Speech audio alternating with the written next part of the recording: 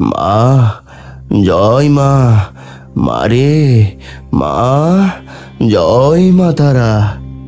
12ই ফাল্গুন 1244 বঙ্গাব্দে বীরভূমের আটলা গ্রামে বামাখ্যাপার জন্ম। তার পিতা ছিলেন সর্বানন্দ চট্টোপাধ্যায়। বামাখ্যাপার প্রকৃত নাম বামচরণ চট্টোপাধ্যায়। শৈশব থেকেই তার দেবভক্তি প্রবল। বামাখ্যাপা ছেলেবেলায় গৃহত্যাগ করে এবং তিনি তারাপীঠেই দ্বারকা নদের তীরে যোগ ও তন্ত্র সাধনা করেন। মা, জয় মা, মারে মা, জয় মা তারা। সেই দিনটি ছিল ভাদ্র মাসের শুক্লপক্ষের তৃতীয়া তিথি মঙ্গলবার। তখন গভীর রাত। সে সময় বামাখ্যাপা একটি জ্বলন্ত চিতার পাশে শ্মশানে বসেছিলেন। ঠিক সেই সময় নীল আকাশ থেকে আলো ফুটে চারিদিকে। বামার গা ছমছম করে ওঠে। এ কি, এটা কি হচ্ছে? এ তো আলোর জ্যোতি। বামা চোখ খুলে দেখেন মা তারার বিশাল মূর্তি। সে কালীমায়ের রূপ ছিল ভয়ঙ্কর। কোমরে বাঘের চামড়া পরা, এক হাতে অস্ত্র আর এক হাতে মাথার খুলি, এক হাতে নীল পদ্ম ফুল আর অন্য হাতে খড়গ।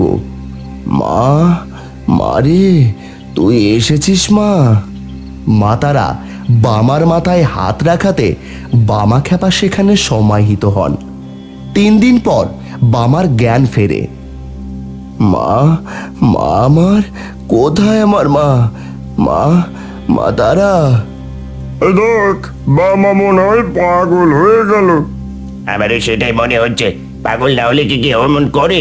সারাদিন শ্মশানে মৃতদেহের কাছে পড়ে থাকলে পাগল ছাড়ার কি হবে? গ্রামের সকলে বামাকে পাগল ভাবতে শুরু করে। এই নীতেশ, যা মায়ের ভোগটা মন্দিরে নিয়ে আয়। হ্যাঁ ঠাকুর মশাই, আমি এখনই ভোগ নিয়ে আসছি। নীতেশ মায়ের ভোগের থালা নিয়ে মন্দিরে প্রবেশ করতে যাবে, ঠিক এমন সময় বামা এসে মাঝপথে দাঁড়িয়ে পড়ে। হেই দাঁড়া, কোথায় যাচ্ছিস তুই? এদিকে দে, ভোগের থালা এদিকে দে। এই বলে ভোগের থালা থেকে এক মুঠো প্রসাদ সে নিজের মুখে পুরে দিল। হে কি সর্বনাশ হলো! হে তুই কি করলি বামা? হে তো কি অনর্থ করে ফেললি! হে তো তারা মায়ের ভোগ, তুই নিজে এটো করে ফেললি। মা বোধহয় আর ক্ষমা করবেন না আমাদের। বড্ড স্বাদ। এবার তুই যা, মাকে দে, মা এটা খেতে পারবে। ব্রাহ্মণ মন্দিরে এলে সব কথা নীতেশ খুলে বলল ব্রাহ্মণকে। এ কি, এ তো প্রসাদ নাকি মাকে দেওয়া হবে? কিছুতেই না, আমি এটা কিছুতেই মানবো না। মায়ের প্রসাদ খেয়ে ফেলার জন্য সকলে মিলে বামাকে মারধর করতে থাকে। মারে, কি দোষ করেছি আমি? আমার কোনো দোষ নেই। আমি আর তোর কাছে যাব না, আর যাব না মা। এই বলে বামা গুহার এক পাশে লুকিয়ে রইল। সেদিন রাতে মা এসে দেখা দেয় বামাকে। কাঁদিস না বামা, এবার থেকে আমায় প্রসাদ খাওয়ানোর আগে সেই প্রসাদ তুই খাবি। বামাকে তারামায় এই নির্দেশ দেওয়ার পর তারও কিছুদিন পর সেখানকার রানী ভগবতীর কাছে স্বপ্নে আবির্ভূত হন তারামা। তিনি তাকে নির্দেশ দেন যে শ্মশানের কাছে আমার জন্য একটি মন্দির তৈরি করবি এবং বামাকে পুরোহিত করবি সেই মন্দিরের। আর আমাকে ভোগ দেওয়ার আগে বামা সেই ভোগ খাবে, আমি তার এঁটো গ্রহণ করব। এই স্বপ্ন দেখার পরদিন থেকে ভগবতী রানী মায়ের মন্দিরের নির্মাণ কাজ শুরু করেন। কিছুদিনের মধ্যেই মন্দিরের কাজ শেষও হয় এবং বহু চক্রান্তের শেষে বামাকে মন্দিরের পুরোহিত করা হয়। বামা সেদিন খুব খুশি হয়, তার বড় মা তার সঙ্গে আছে জেনে। কিরে, এবার বল আমি কি ভুল করেছি? না সাধু বাবা, তুমি কোনো ভুল করোনি। না সাধু বাবা, তুমি কোনো ভুল করোনি। মা তারা সত্যি আছেন। মন প্রাণ দিয়ে ডাকলে মা সাড়া না দিয়ে পারেন না। তার কোনো সন্তানকেই সে দূরে ঠেলে রাখে না। জয় মা তারা, জয় মা তারা। এবার আমায় আসতে হবে রে, আর সময় নেই, মায়ের পুজো করতে হবে। রঘু, অনেক দেরি হয়ে গেছে, শিগগিরই বাড়ি চলো। হ্যাঁ, তাড়াতাড়ি বাড়ি যাওয়ার জন্যই তো এই জঙ্গলের পথ ধরলাম। এই পথ ধরে তাড়াতাড়ি বাড়ি ফিরে যেতে পারবো। রঘু ও দীপালি জঙ্গলের মধ্যের পথে প্রবেশ করেছে। ঠিক এমন সময় হঠাৎ করে চারদিক থেকে প্রবল দমকা হাওয়া বইতে শুরু করলো এবং সাথে বজ্র বিদ্যুতের ঝলকানি, যেন আকাশটা পুরো কালো মেঘে ছেয়ে গেছে। কি দিব্যি তো শান্ত প্রকৃতি ছিল, এমন হঠাৎ করে কি করে সবকিছু অশান্ত হয়ে উঠলো? আমার মনে হচ্ছে প্রবল ঝড় উঠেছে। এই অবস্থায় তো বাড়ি ফেরাও ঠিক হবে না। এখন উপায়? ওই দেখো, দূরে মনে হচ্ছে যেন একটা কুটির রয়েছে, ঘরের ছাউনি দেখা যাচ্ছে। চলো, তবে এই ঝড় না থামা অবধি আমরা সেখানেই আশ্রয় নিই। আচ্ছা বেশ, তাই চলো। তারপর সেই বজ্র বিদ্যুতের ঝলকানীয় শব্দের মধ্যেই তারা একটা কুটিরে গিয়ে আশ্রয় নিল। বাড়িতে আর যে কি জবাব দেব কিছুই জানি না। ঠিক এমন সময় প্রবল দমকা হাওয়ায় কুটিরের ছাউনিটা উড়ে গেল। এখন কি হবে? এইসব আমাদের সাথে কি হচ্ছে? এখানে আর এক মুহূর্ত থাকা উচিত হবে না, তাড়াতাড়ি এখান থেকে চলো। প্রকৃতির ওই অশান্ত অবস্থার মধ্যে দিয়েই রঘু দীপালি জঙ্গলের পথ ধরে আবারও এগিয়ে যেতে থাকলো। মাঝে মধ্যে হঠাৎ প্রবল বজ্রপাত হয়ে উঠছে, আর ঠিক তখনই যেন দীপালি ও রঘুর মনটা ভয়ে সংকীর্ণ হয়ে যাচ্ছে।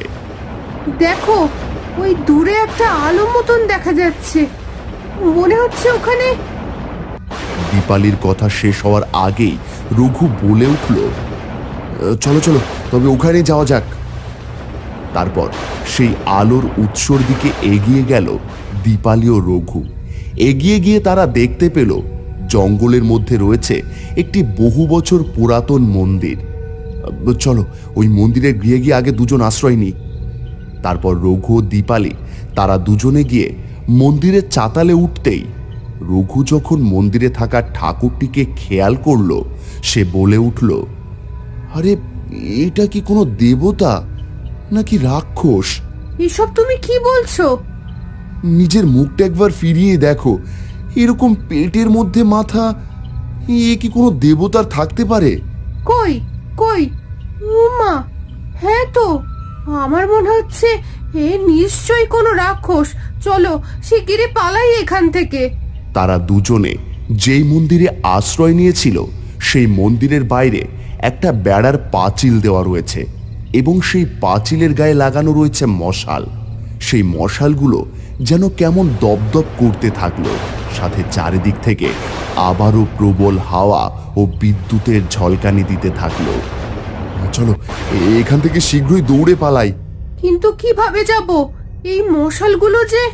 ঠিক এমন সময় সেই দপদপ করতে থাকা মশালগুলো থেকে একটা আলোর মতো রশ্মি বেরিয়ে এলো এবং সেই রশ্মি থেকে জন্ম নিল এক সাধু।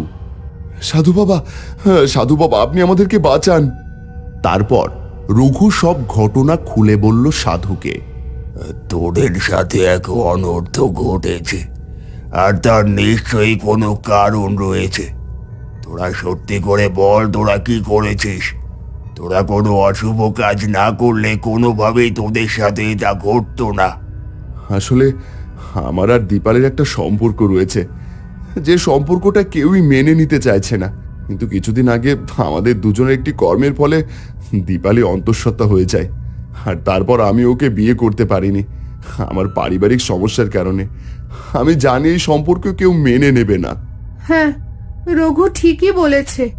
আর কয়েক মাস পর যখন আমার সন্তান প্রসব হলো, সেই সন্তান মৃত না জীবিত আমরা বুঝতে পারিনি, আর তাই সেই সন্তানকে আমরা নদীর জলে ভাসিয়ে দিই।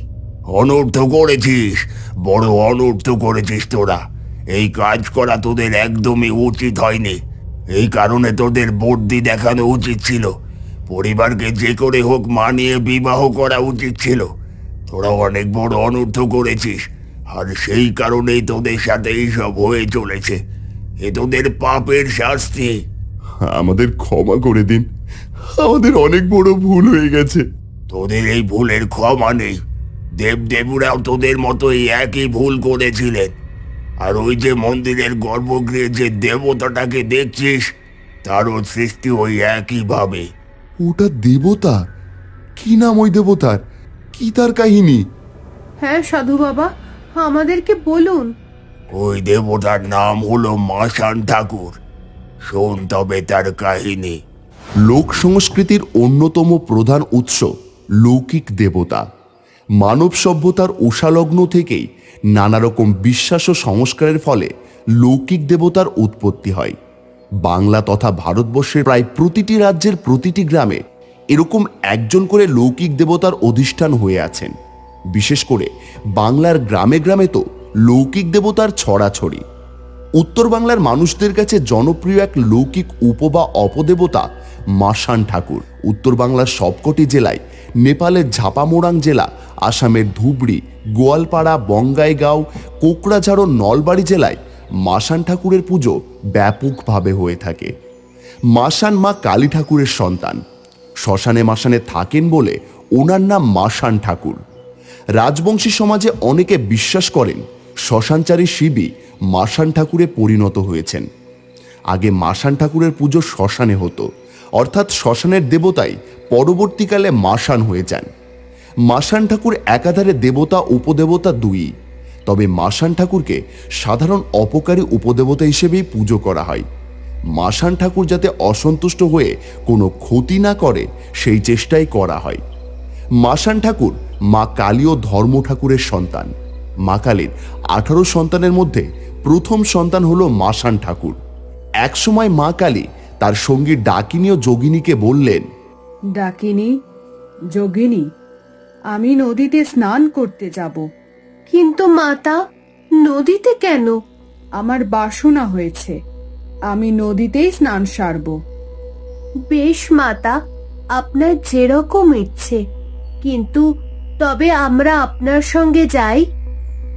না, একেবারেই না, আমি একাই যাব। সাবধানে যাবেন মাতা। হ্যাঁ, তোমরা নিশ্চিন্তে থাকতে পারো। তারপর ডাকিনী যোগিনীকে রেখে মা কালী একলায় স্নান করতে নদীতে গেলেন। সুন্দর পরিষ্কার জল আর স্রোত দেখে মায়ের মনে বড়ই আনন্দ হলো। বাহ, কি সুন্দর নদীর জল! এই জলেই আজ আমি স্নান সারব। তারপর কালীমাতা সেই নদীর জলে স্নান করতে নামলেন। ঠিক এমন সময় সেই জল থেকে আবির্ভূত হলেন ধর্মদেবতা। ধর্মদেবতা মা কালীকে দেখে ও তার রূপ দেখে আপ্লুত হয়ে গেলেন। এ কি ধর্মদেবতা, আপনি এখানে? হে কালী, আমি তোমার রূপের ছটায় মুগ্ধ। তারপর কালীমাতা ও ধর্ম ঠাকুরের উভয়ের মিলনের ফলে জন্ম হয় মাসানের। শোনা যায় ভাদ্র মাসের কোনো একটা শনিবারে জন্ম হয়েছিল মাসান ঠাকুরের।